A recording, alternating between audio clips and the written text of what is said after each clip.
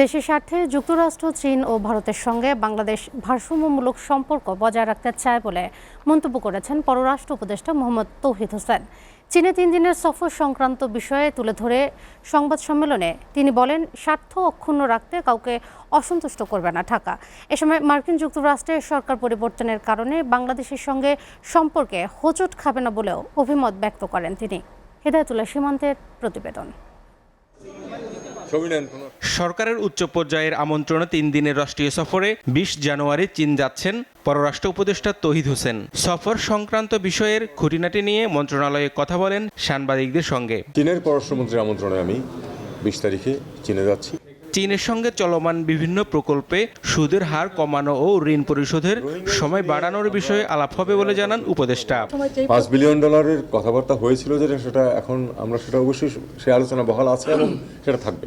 যে কোনো কিছুতে আমরা ইন্টারেস্ট রেট কমানো এবং পরিশোধের সময় বাড়ানোর জন্য বলবো, এবং কমিটমেন্ট ফি যেটা এটা যাতে তুলে দেওয়া যায় সেটা আমরা চেষ্টা করব। সেটা আমাদের এজেন্ডাতে আছে। কোনো ক্ষেত্রে 15 বছর, কোনো ক্ষেত্রে 20 বছরের পরিশোধ সীমা থাকে।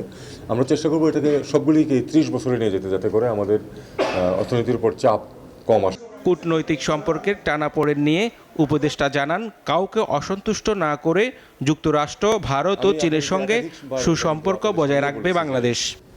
3টি অত্যন্ত গুরুত্বপূর্ণ দেশ, ভারত, চীন এবং মার্কিন যুক্তরাষ্ট্র।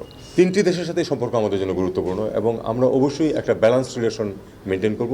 আমরা কাউকেই অসন্তুষ্ট করতে চাই না, কিন্তু আমাদের নিজেদের স্বার্থ রক্ষা করে আমরা তাদের সাথে ভালো সম্পর্ক বজায় রাখি। আমরা মনে করি না যে মার্কিন যুক্তরাষ্ট্রের সরকার পরিবর্তনের কারণে বাংলাদেশের সাথে সম্পর্ক কোনো হোঁচট খাবে। আমি মনে করি যে এটা স্মুথলি চলবে। সম্পর্ক তো একটা বহমান জিনিস, এটাতে পারস্পরিক চাওয়া পাওয়ার হিসাবে একটু পরিবর্তন সবসময়ই হয়। তো হবে, আমরা সেই অনুযায়ী তখন আমাদের যে পদক্ষেপ নেওয়ার সেই পদক্ষেপ নেব এবং আমরা নিতে পারবো বলে আমি বিশ্বাস করি।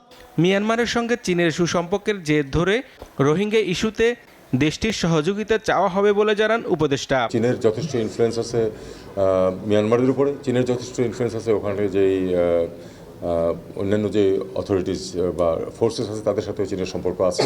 কাজে আমরা চাইবো যে চীন যেন আমাদেরকে এ ব্যাপারে যথেষ্ট সহায়তা করে। মিয়ানমারে খানিকটা স্টেবিলিটি যদি না ফিরে, তাহলে কিন্তু এখান থেকে রিপেট্রিয়েশন প্রসেস শুরুই করা যাবে না। এটা আমাদেরকে মেনে নিতে হবে। সীমান্তে সমস্যা নতুন নয় উল্লেখ করে ভারতের সঙ্গে দেন দরবার অব্যাহত থাকবে বলে জানান মোহাম্মদ তৌহিদ হোসেন।